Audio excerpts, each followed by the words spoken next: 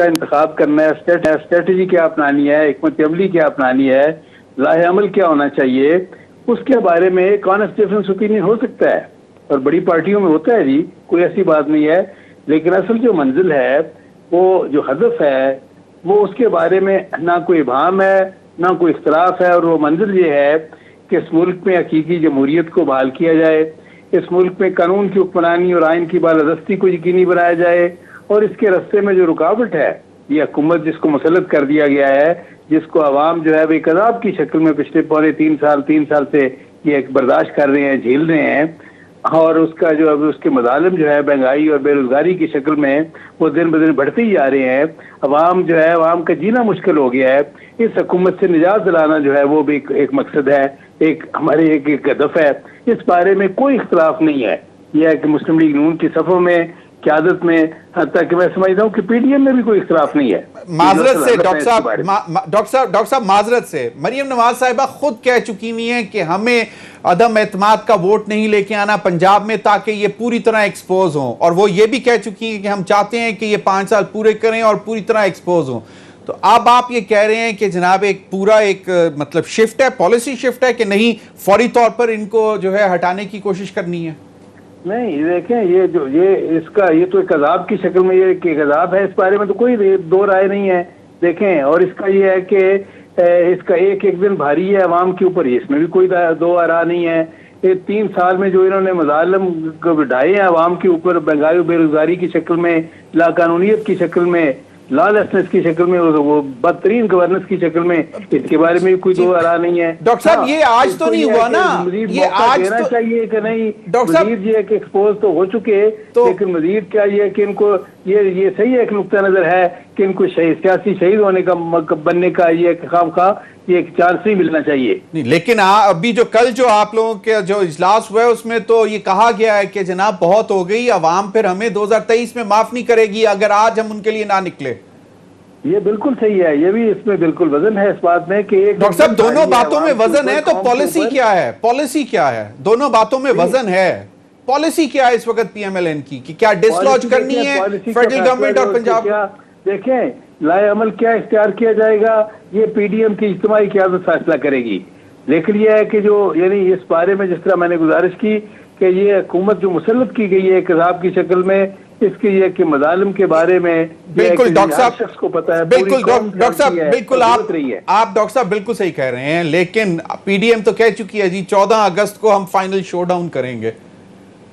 تو P M L N ہی اس وقت سب سے بڑی پارٹی الیکٹڈ جس کے سب سے زیادہ ووٹ ہیں وہ پی ڈی ایم میں ایک ہے، مسلم لیگ نون ہے صرف ایک، کیونکہ پیپلز پارٹی اور اے این پی کو تو آپ لوگوں نے فارغ کر دیا.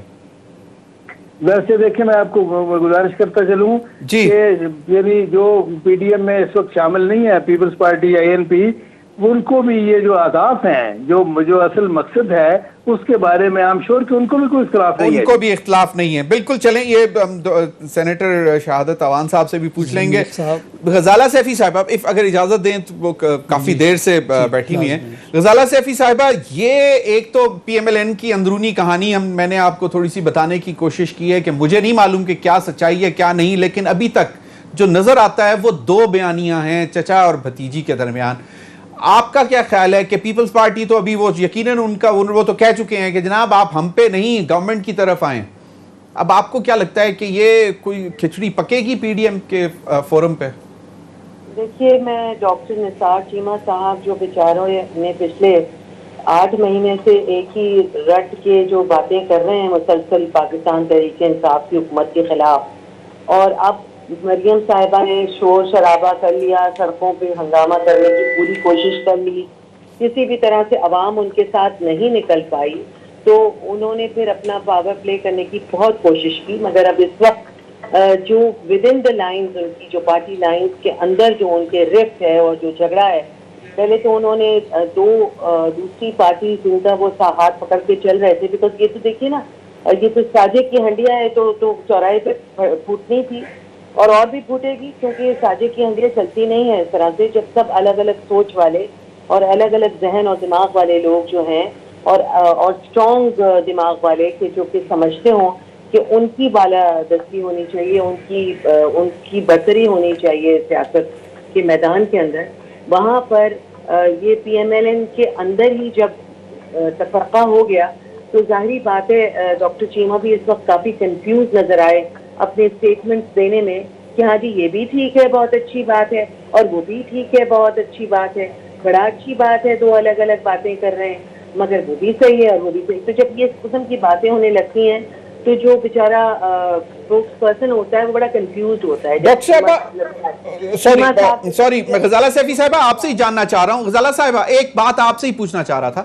ڈاکٹر صاحب نے ابھی کہا کہ جی مہنگائی، بے روزگاری اور برا عشر ہو گیا.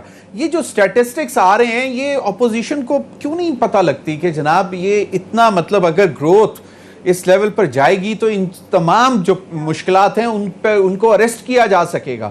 یہ ڈاکٹر صاحب کو یہ سٹیٹسٹکس آپ لوگ پارلیمنٹ میں کیوں نہیں بتاتے ہیں؟ اتنے سارے سٹیٹسٹکس پتہ ہیں، سب کو بتایا جا چکا ہے. اتنے لاکھوں لوگوں کو ان کے گھروں میں 12,000 روپے پہنچائے گئے اس وقت جبکہ کووڈ میں پوری دنیا کے حالات جو تھے وہ خراب تھے، پھر بھی لوگوں کو سسٹین کرنے کے لیے، سسٹیننس دینے کے لیے، ان کے ماحول کو بہتر بنانے کے لیے کہ وہ غربت اور افلاس کا شکار ہو کر خدا نخواستہ کوئی خودکشی کی خبر نہیں آئی ہے. جو ان کے زمانے میں جو یہ بہت اعلیٰ کردار ان کا تھا اور ان کا بزنس بہت اوپر جا رہے تھے بقول ان کے، سب سے زیادہ ایکسپورٹ بڑھی ہے. آپ دیکھ لیجئے کہ ایکسپورٹس بھی بڑھی ہیں. جوان لوگوں کو پلانس دیے گئے ہیں تاکہ وہ اپنے طور پہ اپنے اسمال بزنسز ڈیولپ کر سکیں تاکہ خوشحالی آئے اور ایک آدمی کم سے کم 5 سے 10 لوگوں کو امپلائمنٹ دے کے لوگوں کے لیے بھی خوشحالی آ سکتی ہے. یہ جو انہوں نے جو باتیں ابھی کی ہیں کہ جی عذاب نازل ہو گیا ہے، تو عذاب تو یہ لوگ ہیں مگر اب دیکھیے اب کاؤنٹر ایک دوسرے کے اوپر کرنے سے کوئی فائدہ نہیں ہوگا کیونکہ سستا بازار بھی لگے ہیں، سستی سبزیاں بھی ہیں، اسلام آباد میں بھی جگہ جگہ لگائے گئے ہیں. غریبوں کے لیے ایسی جگہ بنائی گئی ہیں جہاں پہ وہ راتوں کو بسر کر سکتے ہیں. مفت کھانا بھی ان کو فراہم کیا گیا ہے. تو آسانیاں بہت پیدا کی گئی ہیں. کسی ایک وقت میں فلکچویٹ ضرور ہوئی پرائسز مگر پرائسز کو اسٹیبل کرنے کی پوری کوشش کی گئی ہے. ٹیکس دیکھیے کہ کتنے سارے لوگوں نے ٹیکس کیا ہے. اسٹاک ایکسچینج کا حالات دیکھیے کہ کتنے امپروو ہوئے ہیں. منی کا جو ہمارا جو پاکستانی کرنسی ہے وہ آہستہ آہستہ اوپر اٹھ رہی ہے.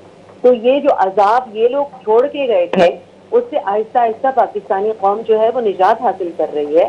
اور یہ جو پی ڈی ایم کا تفرقہ ہے یہ عوام بڑے اچھی طرح سے دیکھ سکتے ہیں اور ان کے سینئر رہنماؤں کے منہ سے نکلے ہوئے الفاظ جو ہیں وہ سب بڑی اچھی طرح سے جانچ رہے ہیں، جس کی وجہ سے مجھے یہ یقین ہے کہ لوگ اب ان کی باتوں میں نہیں آئیں گے اور ایک سچے اور پاکستانی مسلمان لیڈر کو فالو کریں گے. اور انشاءاللہ ایک ویژنری لیڈر کی وجہ سے اگلے 5 سال کے اندر، اگلے 3 سال کے اندر آپ دیکھیں گے کہ بہترین پازیٹیو اپروچ بالکل آگے لے کے جائیں گے.